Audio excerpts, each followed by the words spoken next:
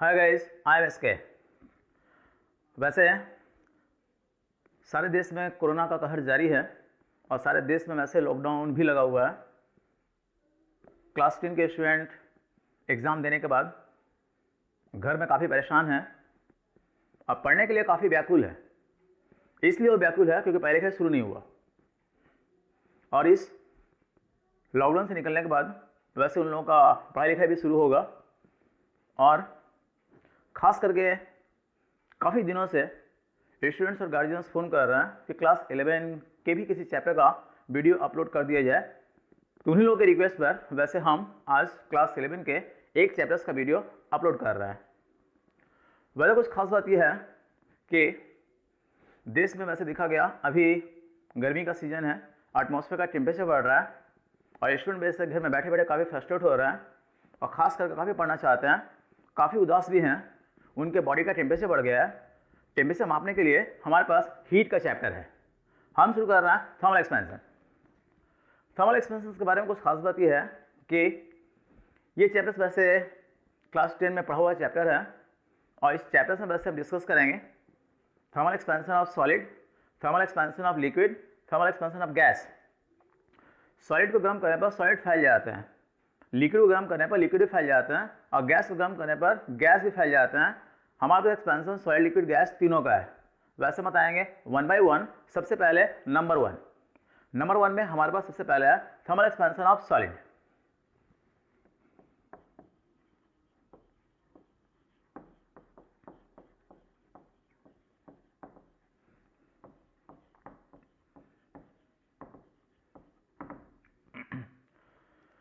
Solid के बारे में कुछ खास बात यह है कि सॉलिड गर्म करने में एक्सपेंड कर जाते हैं। सॉलिड का मतलब हमारे पास है यहाँ पर metal. Whenever metal is heated it expends on heating. गर्म करने पर मेटल एक्सपेंड कर जाते हैं और मेटल एक्सपेंड कर जाते हैं। मेटल एक्सपेंड करते हैं, कितने तरह से एक्सपेंड करते हैं? वैसे मेटल के एक्सपेंशन का हमारे पास तीन तरीका है। पहला तरीका है this is the wire, metallic wire है, original length L1, temperature T1। ये वायर है और रॉड हो सकता है, ये पाइप भी हो सकता है। इसमें हमारे पास कुछ खास लेंथ है इसका, original length L1, temperature T1 है। उसके बाद इस रॉड को गर्म करेंगे, गर्म करते ही रॉड एक्सपेंड कर जाएगा। एक्सपेंड करने पर इसका लेंथ होगा L2, टेम्परेचर बिकम्स T2। इसका मतलब इस वायर को गर्म करने पर वायर एक्सपेंड कर गया। एक्सपेंड करने पर इसका इंक्रीज हुआ length. Such a kind of expansion is known as linear expansion of solid. Linear expansion का मतलब है इंक्रीज इन लेंथ। दूसरा क्या है? दूसरा हमारे पास बॉडी है in the form of A plate. एक प्लेट है, इसमें लेंथ भी है, इसमें ब्रेथ भी है और लेंथ और ब्रेथ दोनों है इसके अंदर। तो गर्म करने पर इसका लेंथ और ब्रेथ दोनों इंक्रीज होगा और दोनों इंक्रीज होने पर इस प्लेट का बढ़ जाएगा एरिया बढ़ जाएगा। तो हमारे पास सबसे पहले इसमें है initial surface area S1, temperature T1। After heating surface area इसका होगा S2, टेम्परेचर बढ़कर होगा T2। Such expansion is known as surface expansion of solid।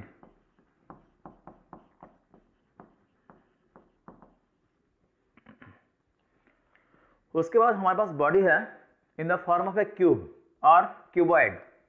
Cube और क्यूबॉइड कैसा है? डायग्राम बना रहा है। ये क्यूब जो बॉडी हमारे पास है, इसमें लेंथ है, ब्रेथ है, हाइट है।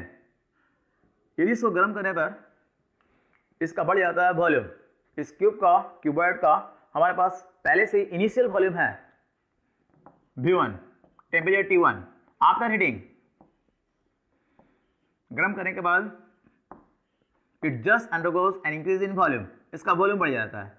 After heating volume becomes V2, temperature becomes T2। तो गर्म करने पर इसका वॉल्यूम बढ़ जाता है, इसीलिए such expansion is known as volume expansion of solid.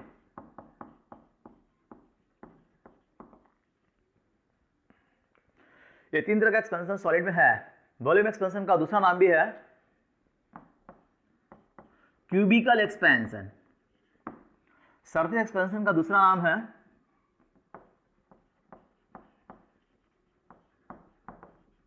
Superficial expansion.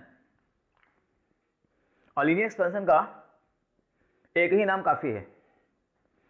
इसका मतलब सॉलिड को गर्म करने पर सॉलिड तीन तरह से फैलते हैं। तीन तरह से फैलते हैं, इसका मतलब हमारे पास सॉलिड तीन तरह का है। एक सॉलिड है in the form of rod, wire और pipe. Whenever it is heated it just undergo increase in length. Such an expansion linear expansion. ये है प्लेट, गर्म करते ही इसका बढ़ जाता है सरफेस एरिया, नाम रखा गया सरफेस एक्सपेंशन ऑफ सॉलिड। इसका गर्म करने पर बढ़ जाता है वॉल्यूम, इसका नाम रखा गया वॉल्यूम एक्सपेंशन ऑफ सॉलिड। जो पहला सॉलिड है इसमें हम लेंगे केवल लेंथ। लेंथ लेने पर इस बॉडी को बोला गया वन डायमेंशन। इसमें लेंथ और ब्रेथ दोनों है, इसका नाम है two dimension. Length breadth height तीनों है, थ्री डायमेंशन। तो पहला लीनियर एक्सपेंशन सॉलिड, दूसरा सरफेस एक्सपेंशन ऑफ सॉलिड, तीसरा वॉल्यूम एक्सपेंशन ऑफ सॉलिड। वैसे मालूम होगा कि जितने भी सॉलिड हमारे पास है ये खास करके मेटल्स है। इसको एक्सपेंड करने के लिए हम लोग गर्म करते हैं, लेकिन कुछ खास बात यह है कि हम लोग का शरीर भी फैलता रहता है। हम लोग का शरीर फैलता रहता है, हमारे देखा गया हम लोग का कुछ हाइट बढ़ता है, पहले हाइट बढ़ता है, इसका नाम है लीनियर एक्सपेंशन। कई बार ऐसा भी है कि हम लोग का हाइट बढ़ता जाता है, हाइट बढ़ता जाता है, लेंथ बढ़ता जाता है, उसके साथ साथ ब्रेथ भी बढ़ता है। अब ब्रेथ भी बढ़ता है तो इसका नाम है सरफेस एक्सपेंशन, ये भी ठीक ही है। उसके बाद हम लोग के बॉडी में वैसे देखा गया कई बार हाइट बढ़ता है और ब्रेथ बढ़ता है और कई बार ये वेट भी बढ़ जाता है, इसका नाम है वॉल्यूम एक्सपेंशन, जो देखने में अच्छा नहीं लगेगा। वैसे देखा गया हम डिस्कस करेंगे सबसे पहले details about the linear expansion of solid. हम डिस्कस करने जा रहे हैं linear expansion of solid. Linear expansion of solid का एक्सप्लेन करने के लिए हमारे पास सबसे पहले है एक metallic wire. Metallic wire length L1, temperature T1. This wire is heated. After heating, length becomes L2, temperature T2. गर्म करने के बाद इसका लेंथ L1 से बढ़कर L2 हो गया, टेम्परेचर T1 से बढ़कर T2 हुआ। बता सकते हो what is the increase in length? Length कितना बढ़ा? वी कैन राइट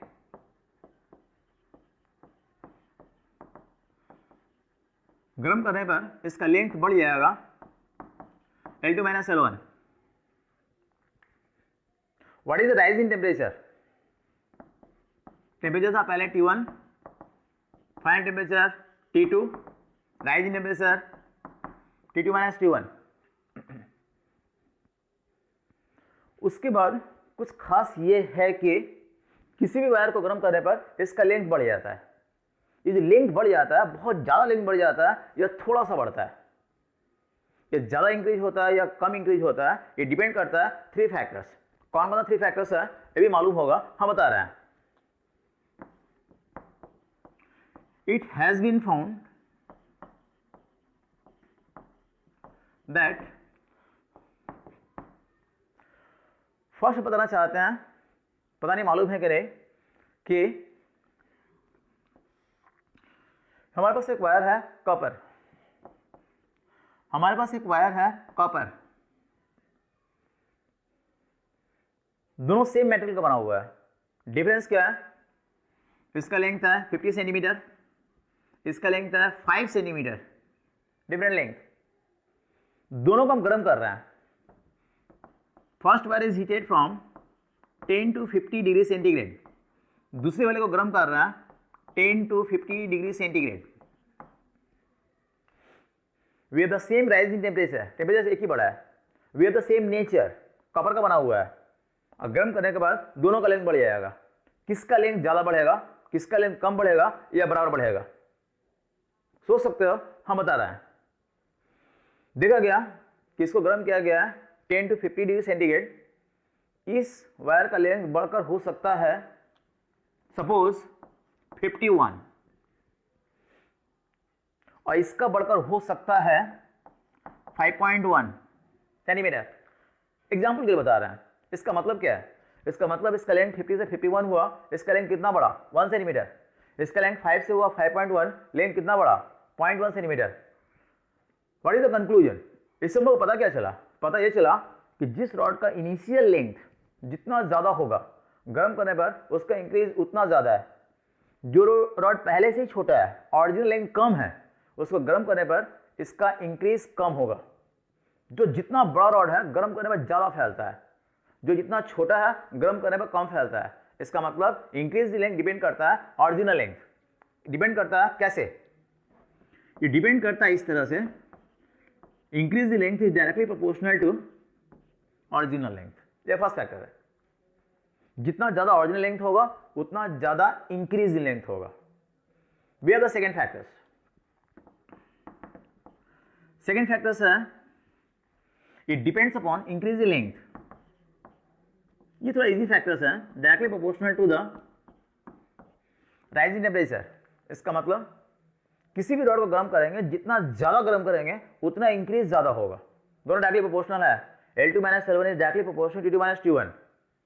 कम गर्म करेंगे कम इंक्रीज होगा, ज्यादा गर्म करेंगे उसका लेंथ ज्यादा इंक्रीज होगा। सिंपल फैक्टर्स है। थर्ड हमारे पास है nature of the material.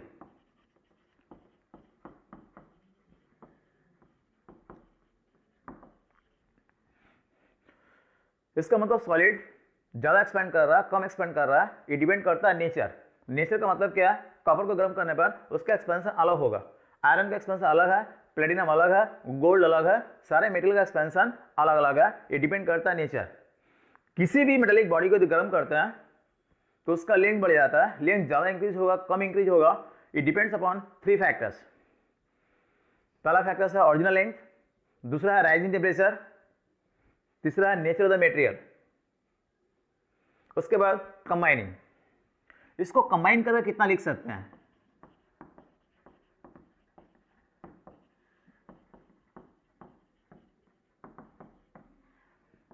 Combine करने पर एक साथ लिख सकते हैं L2 - L1। Left hand side देखो, directly proportional to joint variation है, एक साथ कंबाइन करेंगे L1 into T2 - T1। Joint variation के रूल से लिखा जाता है। उसके बाद यह sign of proportionality, this sign of proportionality can be removed. इसको हटा सकते हैं। इसको हटाते हैं कैसे? इसको हटाने के लिए हम लेंगे एक कांस्टेंट, यहां देंगे is equal to sine. Constant वैसे देखा गया कई बार के लिखते हैं, लेकिन यहां पर कांस्टेंट के नहीं होगा, यहां पर कांस्टेंट लेंगे अल्फा। यहां कांस्टेंट होगा अल्फा L1 T2 - T1। इस कांस्टेंट पर थोड़ा ध्यान रखने की जरूरत है। ये कांस्टेंट हमारे पास है, सिंबल है अल्फा। इसके ठीक ऊपर है, यह है साइन ऑफ प्रोपोर्शनलिटी। इस साइन को हटाने के बाद ही हम इज इक्वल टू साइन देंगे और एक कांस्टेंट देंगे। इस साइन को हटाकर फिर कांस्टेंट मत दे देना। यहाँ पर ये कांस्टेंट है अल्फा। इस कांस्टेंट के बारे में हम डिटेल स्टडी करना चाहते हैं। ये कांस्टेंट का हम नाम बताएंगे, इस कांस्टेंट का फॉर्मूला बताएंगे, हम बताएंगे इस कांस्टेंट का डेफिनेशन। बहुत इंपॉर्टेंट कांस्टेंट है, सिंबल दिया गया अल्फा। अभी हम लिखना चाह रहे हैं सबसे पहले ये जो अल्फा हमारे पास है, इस कांस्टेंट का नाम क्या है? हमारे पास एक्सप्रेशन था, फिर से हम लिख रहे हैं L2 - L1 is equal to alpha L1 T2 - T1। जो कांस्टेंट हमारे पास alpha, this constant is known as coefficient of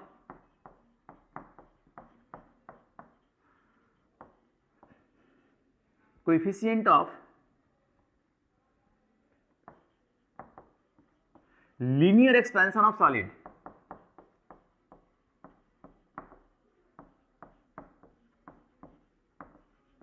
बहुत इंपॉर्टेंट नाम है, coefficient of linear expansion of solid. इसका एक्सप्रेशन क्या होगा? यहां साइड चेंज कर सकते हैं, alpha is equal to L2 - L1 by L1 T2 - T1।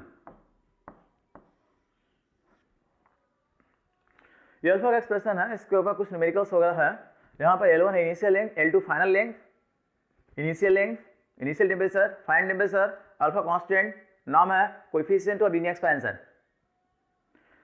एक बात सोच कर बताना है कि जो यहाँ पर फॉर्मूला दिखाई दे रहा है अल्फा, इस अल्फा का मान किस पर डिपेंड करेगा? L1 बढ़ा देंगे तो क्या अल्फा कम हो जाएगा? देखने से लग रहा है कम हो जाएगा। L1 चेंज करना, अल्फा चेंज नहीं होगा। T1 चेंज कर देना, T2 चेंज कर देना, जितना भी चेंज करेंगे अल्फा अनचेंज, चेंज नहीं होगा, क्योंकि L1 यदि बढ़ा देते हैं हम लोग तो ये ऊपर L2 माइनस L1 बढ़ जाएगा, डायरेक्टली प्रोपोर्शनल है। यदि टेम्परेचर बढ़ा देंगे तो ये भी बढ़ जाएगा, डायरेक्टली प्रोपोर्शनल है, रेशियो कांस्टेंट होगा। इसका मतलब अल्फा का मान इसमें से किसी पर डिपेंड नहीं करता है, अल्फा का मान डिपेंड करता है केवल नेचर ऑफ द मटेरियल। इसका मतलब कॉपर के लिए अल्फा का मान अलग होगा, एल्यूमिनियम के अलग होगा, प्लेटिनम के अलग है, गोल्ड सिल्वर जितने मेटल्स हमारे पास है सारे मेटल्स के लिए अल्फा का वैल्यू अलग अलग है। वैसे अल्फा डिपेंड करता है, it's value depends upon nature of the material.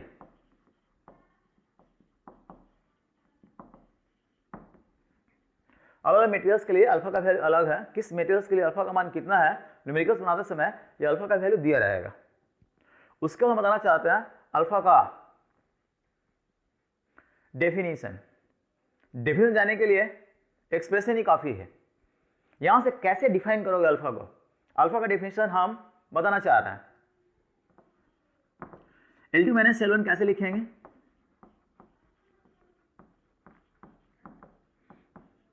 Increase length bye original length into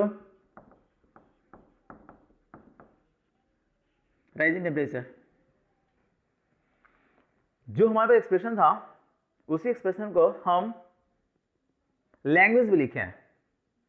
definition कैसे बोलेंगे, डेफिनेशन हम लिख नहीं रहा, हम बोल दे रहा है। Coefficient of linear expansion of solid is defined as increase in length per unit original length per degree rise in temperature. फिर से बोल रहा, it is defined as increase in length per unit original length per degree rise in temperature. सावधानी से याद रखना, definition बोलते समय हमको 2 बार बोलना पड़ेगा पर। समझ में आ गया। उसके बाद अल्फा जो हमारे पास कांस्टेंट है इसका यूनिट क्या होगा, अल्फा का यूनिट हम निकालना चाहते हैं फ्रॉम एक्सप्रेशन। एक्सप्रेशन देख लो, L2 माइनस L1 CGS में लिख रहे हैं, L2 minus L1 centimetre, L1 centimetre, rise in temperature degree centigrade, centimetre cancel, it becomes 1 by degree centigrade. इसको लिखा जाता है डिग्री सेंटीग्रेड इनवर्स, इसको लिखा जाता है पर डिग्री सेंटीग्रेड। अल्फा का एक बहुत इंपॉर्टेंट यूनिट है पर degree centigrade in CGS system. वैसे क्लास 11 में हम ज्यादातर यूज करेंगे CGS और SI सिस्टम, तो हम CGS में वैसे अल्फा का यूनिट बताया गया पर डिग्री सेंटीग्रेड। SI सिस्टम में अल्फा का यूनिट क्या होगा हम नीचे लिख दे रहे हैं एक ही बार में। यहां पर अल्फा का यूनिट जो है SI सिस्टम में होगा पर केल्विन, और शायद मालूम होगा केल्विन के ऊपर डिग्री नहीं लिखा जाता है, इसीलिए वैसे SI सिस्टम में यूनिट लिखते समय यहां पर केल्विन होगा। लेकिन सावधानी रखना है, किंतु ये जो के लिखा गया है इसको थोड़ा नजदीक मत लिख देना, नहीं तो एक दूसरा वर्ड हो जाएगा पर्क, जिसको लेकर हम लोग काफी इंटरेस्टेड रहते हैं। ये पर्क नहीं है, इस पर्क में फर्क है, ये के थोड़ा दूर रहेगा, इसको पढ़ा जाता है पर केल्विन। तो 2 यूनिट याद रखना हम लोगों को, CGS में है एक SI में है। हम बगल में लिख दे रहे हैं CGS में अल्फा का यूनिट है और ये SI सिस्टम में अल्फा का यूनिट है पर डिग्री सेंटीग्रेड और पर केल्विन। उसके बाद हम इस फॉर्मूला को चेंज कर रहे हैं, ये जो फॉर्मूला लिखा गया इसको हम चेंज करेंगे। इस फॉर्मूला को चेंज करना चाहते हैं, चेंज करने के लिए हम इसमें L1 इधर ले आ रहे हैं, L1 plus alpha L1 T2 minus T1 और L2 is equal to L1 common ले रहा है 1 plus alpha T2 minus T1, 1 plus alpha T2 minus T1 rising temperature है, इसको हम लिख रहे हैं T। This is the expression for final length. देख लो क्या है, ध्यान से देखना, इसमें L2 का फॉर्मूला है। L2 क्या है, फाइनल लेंथ। ये भी एक फॉर्मूला ही है, इसको भी बॉक्स कर दे रहा है, लेकिन ये क्या चीज का फॉर्मूला है? ये फॉर्मूला है इंक्रीज इन लेंथ। सावधानी से सॉल्व बनाते समय हम यूज करेंगे। ये फॉर्मूला फाइनल लेंथ। इस फॉर्मूला को यूज करते समय एक बात ध्यान रखना है कि इस फॉर्मूला में ये टी टेम्परेचर नहीं है, टी हमारे पास है राइज इन टेम्परेचर। वैसे अल्फा का मान डिपेंड करता है मेटेरियल्स के नेचर के ऊपर। न्यूमेरिकल्स बनाते समय अल्फा का वैल्यू दिया रहेगा। वैसे हमारे पास सबसे पहले हम कुछ मेटल्स का अल्फा लिखना चाहते हैं। हमारे पास है iron, alpha for iron. Iron के लिए अल्फा का मान होता है 12 into 10⁻⁻⁶ per degree centigrade. Alpha for brass, brass का मतलब है पीतल, इसका वैल्यू है 18 इंटू 10⁻⁻⁶ पर डिग्री सेंटीग्रेड। सुने होंगे 10⁻⁻⁶ पावर का मतलब क्या होता है? ये जो वैल्यू दिखाई दे रहा है अल्फा का 12 इंटू 10⁻⁶ पर डिग्री सेंटीग्रेड, ये वैल्यू क्या हाई वैल्यू है या लो वैल्यू है? ये अल्फा का वैल्यू हमारे पास है वेरी लो। इसको कैसे लिखेंगे in terms of decimal? Decimal में कैसे लिखेंगे?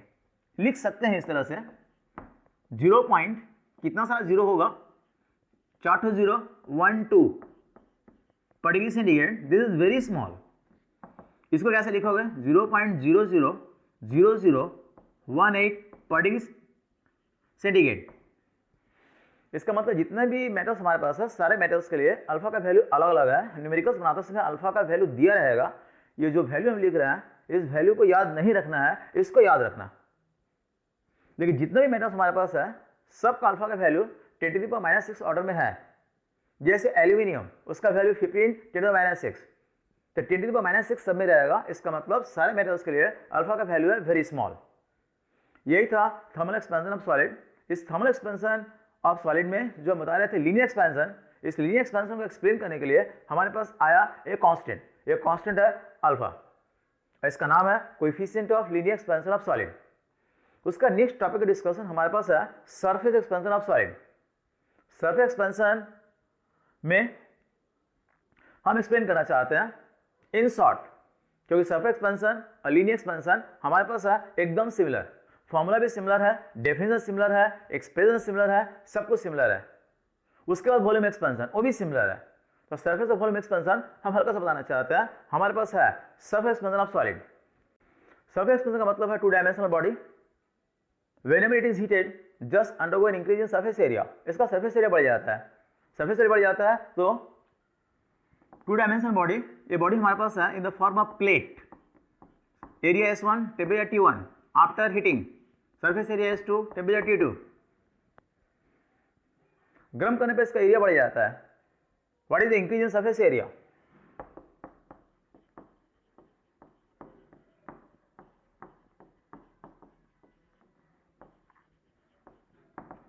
Surface area S2 - S1। What is the rise in temperature? एकदम सिमिलर है लीनियर एक्सपेंशन की तरह, T2 - T1। जो मेटेलिक प्लेट हमारे पास है गर्म करने में एक्सपेंड कर जाता है। जो बहुत ज़्यादा एक्सपेंड कर जाता है या थोड़ा सा एक्सपेंड करता है, ये डिपेंड करता है 3 फैक्टर्स। पहले जो फैक्टर्स था अभी भी फैक्टर्स सेम है। देखा गया it has been found that गर्म करने पर सरफेस एरिया बढ़ जाएगा S2 - S1। ज़्यादा इंक्रीज होगा कम इंक्रीज होगा, depends upon directly proportional to original surface area. Increase in surface area depends upon rise in temperature, directly proportional है। Third factor it depends upon nature of the material.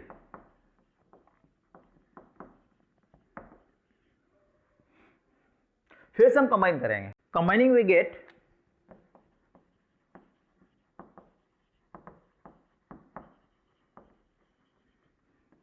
एक साथ लिखने पर from joint variation S2 - S1 directly proportional to S1 T2 - T1।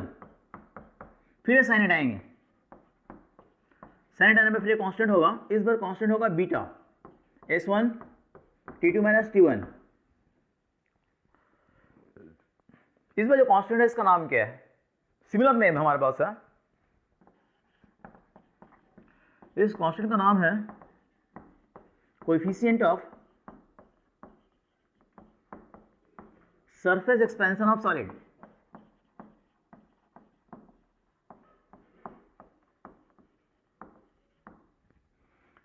ये भी एक प्रकार का फॉर्मूला है। हम बताना चाहते हैं डिटेल्स बीटा के बारे में। बीटा का नाम लिखा गया, बीटा का डेफिनेशन एक्सप्रेशन कैसा होगा, इसका डिफरेंशियल एक्सप्रेशन हमारे पास एकदम सेम है एज दैट ऑफ अल्फा। हम इसका सबसे पहले लिखने जा रहा है expression S2 minus S1 is equal to beta S1 T2 minus T1, beta is equal to S2 minus S1 by S1 T2 minus T1। Similar expression है। कैसे डिफाइन करेंगे? डेफिनेशन भी सिमिलर है, लैंग्वेज में लिख रहा है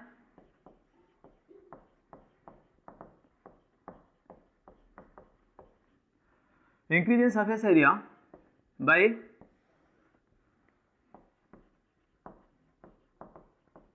original surface area into rise in temperature।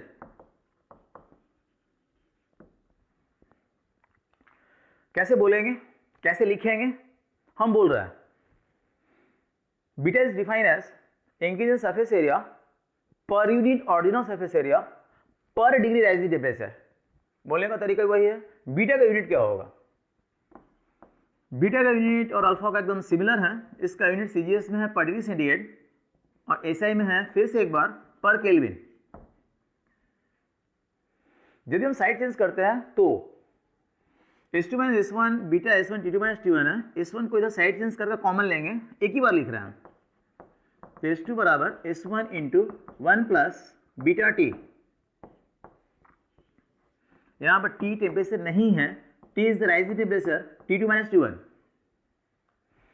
Linear expansion, surface expansion हमारे पास सिमिलर। उसके बाद अब वॉल्यूम एक्सपेंशन। वॉल्यूम एक्सपेंशन होगा जब हमारा बॉडी है 3D, just like the cube और क्यूबॉइड। वॉल्यूम एक्सपेंशन के बारे में भी हम बता रहे हैं। सॉलिड हमारे पास पहले से होगा 3D in the form of cube और क्यूबॉइड। लेंथ, ब्रेथ, हाइट तीनों है। इसका है initial volume V1, temperature T1, heated. गर्म करते इसका बढ़ जाएगा वॉल्यूम। इसका वॉल्यूम V1 से बढ़कर होगा V2, टेम्परेचर होगा T2। गर्म करते वॉल्यूम बढ़ जाता है। What is increase in volume?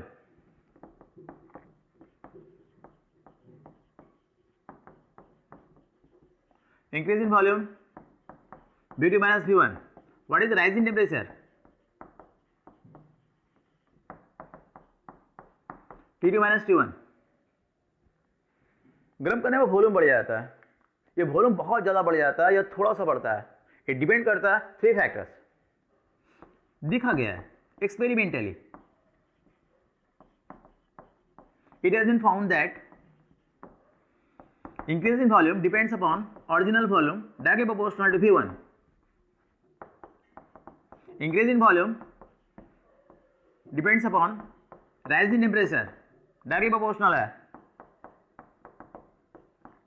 Increase in volume depends upon nature of the material।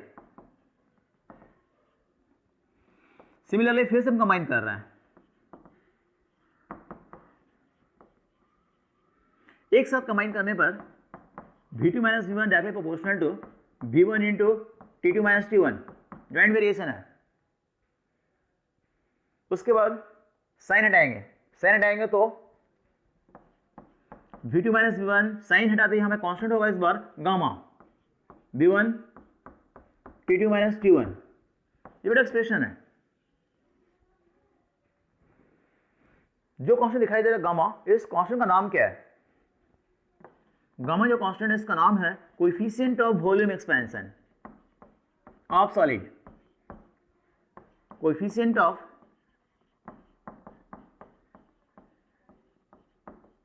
Volume expansion of solid.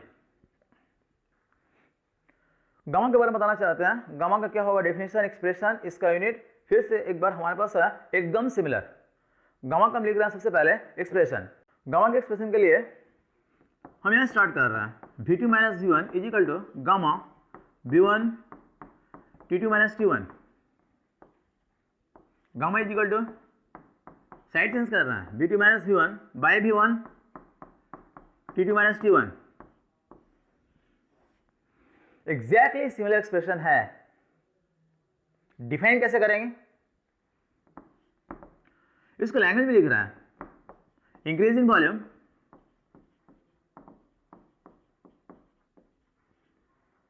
Bye original volume into rise in temperature.